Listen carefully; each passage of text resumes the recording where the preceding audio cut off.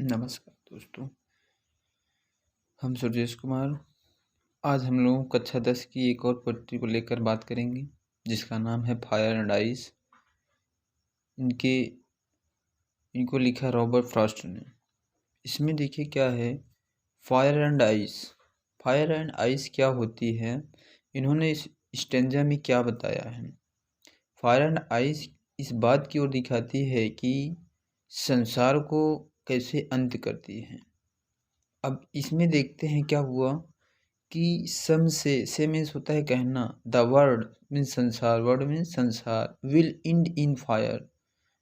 संसार, कुछ लोग कहते हैं संसार का अंत आग से होगा, and some say in ice, और कुछ लोग कहते हैं संसार का अंत बर्फ से होगा। अर्थात क्या होता है कि यहाँ पर आग मतलब क्या किया गया है, इच्छा हो या लालच हो किसी भी व्यक्ति को, यहाँ some say the world will end in fire, some say in ice. कुछ लोग कहते हैं संसार का अंत आग से होगा, कुछ लोग कहते हैं संसार का अंत बर्फ से होगा। From what I have tasted of desire, I hold with those who favour fire. अर्थात क्या होगा, अब इसमें एक अन्य कारण कहते हैं, कवि इच्छा को अग्नि के समान कहता है। यहाँ from what I have tasted of desire, desire means होता है इच्छा, डिजायर मीन्स इच्छा, इच्छा को अग्नि के समान मानता है और कहता है कि असीमित इच्छा संसार के अंत का कारण बनेगी। नेक्स्ट स्टैंजा में क्या है, बट मीन्स लेकिन, इफ मीन्स यदि, it had to perish twice. देखिए यहाँ पेरिस मीन्स हो जाएगा, पेरिस मीन्स होता है मरना। एक और मीनिंग है इसका डाई, ट्वाइस मीन्स होता है दो बार, हिट मीन्स होता है घृणा, डिस्ट्रक्शन मीन्स होता है विनाश, डिस्ट्रक्शन DESTRUCTION, डिस्ट्रक्शन हो जाएगा। ट्वाइस मीन्स होता है दोबारा। अब बचा क्या है, पेरिस मीन्स होता है मरना, पेरिस मीन्स मरना, इसकी एक और मीनिंग है डाई। अब देखिए यहाँ क्या कह रहा है, बट किंतु, if it had to perish twice. इसमें कभी कहा था कि जो तृष्णा होती है, इच्छा, आई थिंक मैं सोचता हूँ, आई नो मैं जानता हूँ, enough of hate, enough means होता है पर्याप्त, ऑफ मीन्स होता है कि, हेट मीन्स होता है घृणा। अर्थात इसमें कवि क्या कहता है कि जो कि अग्नि की प्रतीक होती है, जो तृष्णा है वो अग्नि की प्रतीक मानी जाती है। बट किंतु, इफ यदि, it had to perish twice, perish means क्या होता है, यहाँ देखिए लिखते हैं मरना, इसमें संसार का अंत करेगी कौन, जो घृणा है, जो बर्फ की प्रतीक है, वह भी संसार के लिए उतनी ही हानिकारक है।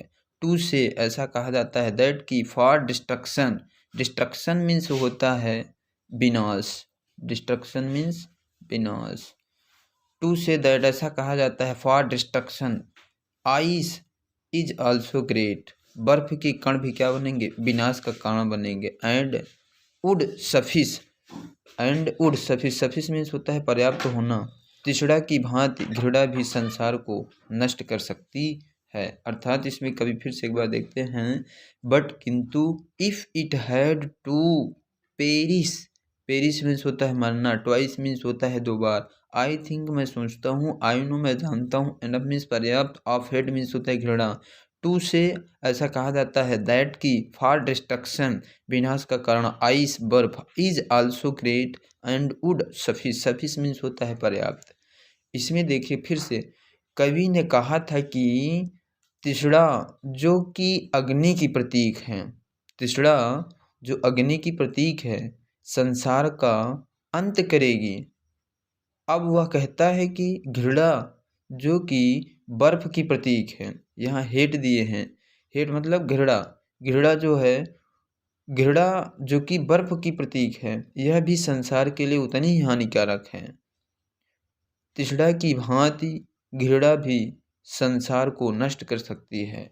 फायर एंड आइस, इसमें क्या होता है कि कवि संसार का अंत होने के बारे में बताता है। देखिए यहाँ पर क्या कह रहा है कि एनाफोरा क्या होता है, इसमें एनाफोरा मतलब सम से कुछ कहा जाता है। देखिए पहले लाइन में और दूसरे लाइन सम से मैच कर रहा है तो इसलिए क्या हो जाता है, ये इनफ हो जाएगा। एजाम्बेंट मीन्स एजाम्बेंट मतलब क्या हो जाता है यहाँ पर, ये देखिए जहाँ पर जब पढ़ते चले जाते हैं पहले स्टैंजा में कोई मिलता नहीं, 1-2 लाइन लगातार चलता रहता है, सेकंड बाद जाते हैं तब जाके यहाँ पर फुल स्टॉप मिलता है। इसी के साथ आज का पोएट्री समाप्त हुआ। बोल बाकी बिहारी लाल की जय। कुछ दिक्कत होगा कमेंट बॉक्स में कमेंट